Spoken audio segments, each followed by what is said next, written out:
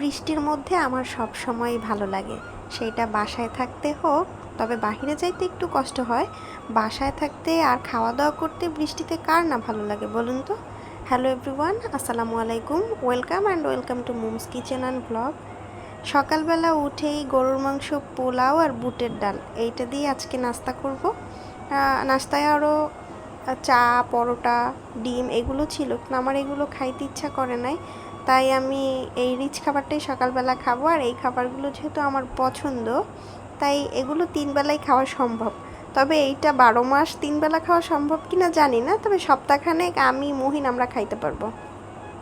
তারপরে এই যে একটা পাখির বাসা বানানো শিখছিলাম আমি মশারিটাকে, সেইটা প্রথম দিন তো ভালো হয় নাই, তবে আজকে কিন্তু মোটামুটি খারাপ হয় নাই।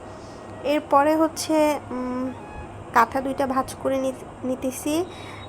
কাঁথা ভাঁজ করে তারপরে হচ্ছে একদম বিছানাটা পুরো ঝেড়ে মুছে তারপরে যাব হচ্ছে অন্য কাজে। সকালবেলা প্রত্যেক দিন রুটিনে অন্য কোনো কাজ থাকুক আর না থাকুক, বিছানা গুছানোটা আমার রুটিনের মধ্যে থাকেই।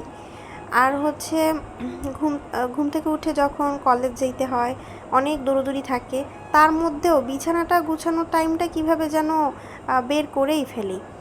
আসলে হয় কি, আপনি যখন একটা ডিসিপ্লিনের মধ্যে নিজেকে বেঁধে ফেলবেন, তখন সব কাজের সময় নিজেই বের করতে পারবেন।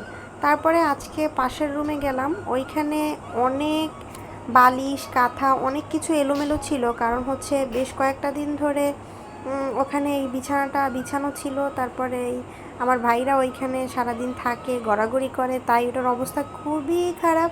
তারপরে হচ্ছে আমার এই পুতুলটাকে একটু ঠিকঠাক করে ঝেড়ে মুছে এখানে রাইখে দিতেছি।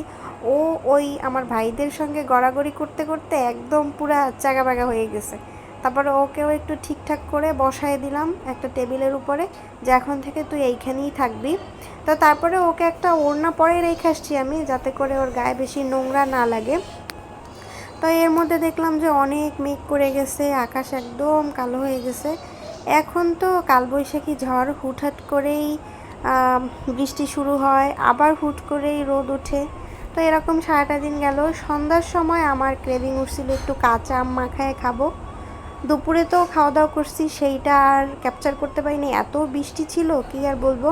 তো তারপরে এখানে ঝাল ঝাল করে আমি আম মাখা করছিলাম, তবে চিনিও একটু দিছিলাম। এইটা খাই, তারপরে সন্ধ্যার সময় ডিম রুটি এইটা খাইতেছিলাম, এইটাও অনেক মজা হয়েছে। আর এই খাবারটা আমার ছোটোবেলা থেকে স্কুলের টিফিন হিসেবে আমি খাইতাম, এর জন্য এইটা আমার সবসময়ই পছন্দের খাবার। এদিকে সাকিও কিন্তু খাইতেছে, আর ওকে বলতেছিলাম যে ক্যামেরার দিকে তাকাও, তাই দেখেন ও কোথায় আসে, একদম কাছে এসে তারপর তাকাইছিল একবার।